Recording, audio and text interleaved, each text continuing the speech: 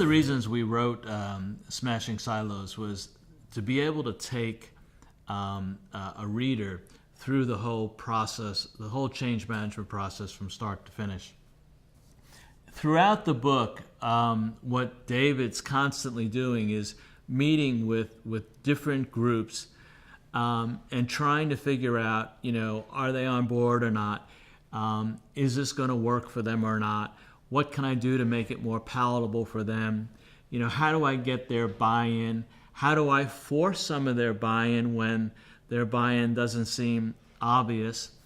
And David does a nice job throughout this whole story of building that buy-in.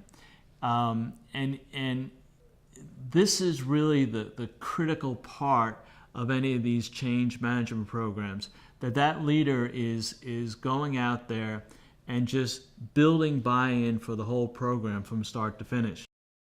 When you go through one of these change efforts, it's exhausting. It takes all the strength that you have. What I wanted to show about David Hewitt was not only were we going to put him through all that, we're going to put him through it at the same time while he's relocating his family from Paris to Philadelphia. Because that's the added challenge that executives like Hewitt typically are facing. What's important about that whole challenge is Hewitt needs that support structure around him, and he needs to do everything that can keep that intact and make sure he protects it so it protects him. You will know that you have the critical mass of the organization. You've had enough town hall meetings.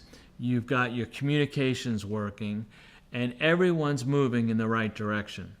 And it usually happens about a third of the way through it. Once you get there, then pretty much the critical mass will continue, and as long as the whole program isn't derailed, you should have success. That's not to say that getting there is easy. It's very difficult. I think as you read Smashing Silos, you'll see that Surgitech is kind of an interesting business. First of all, it's not very profitable. It's not to say that it's not profitable, but it's not driving a rate of return that is required by its parent corporation. Secondly, Surgitech is a very sales-focused organization. Pretty common in that industry. Pretty common in a lot of industries. And as a result, it shows a lot of symptoms of an organization that's very sales-focused. Symptoms like a very complex customer portfolio. Symptoms like a very complex product portfolio. Complex distribution portfolio. So a lot of cost elements are a little bit out of control, and not much of the business is really focused on profitability. Particularly in American corporations, there's always been an emphasis on growth, a very strong emphasis on growth. And when you push an organization on growth, guess what? The organization is going to grow the business, and it's going to grow it at the cost of everything else.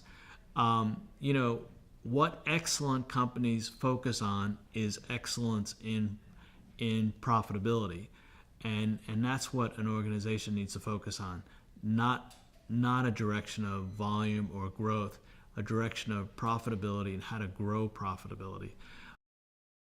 The data that we use in these profitability models is extremely granular, and it plays an important role in helping us move the organization to a different point of management process, if you would. Quite often, the existing data that a corporation has could be either gross margin focused or variable margin focused, and that information is just not discrete enough to make sound business decisions, because you can't tell the money makers from the money losers. You can't blame your organization for poor performance if they just have poor tools in the way they manage their business.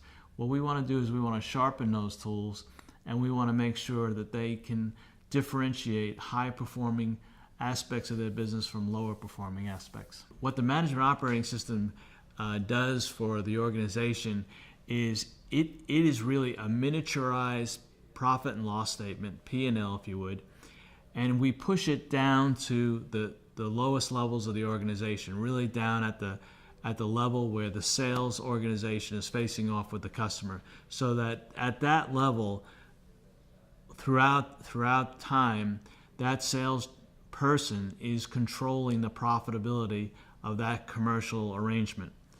The whole value of the MOS is to push that thinking down to people who actually can make a difference in that performance and make a difference as it happens. It's a dramatic different way of managing a business.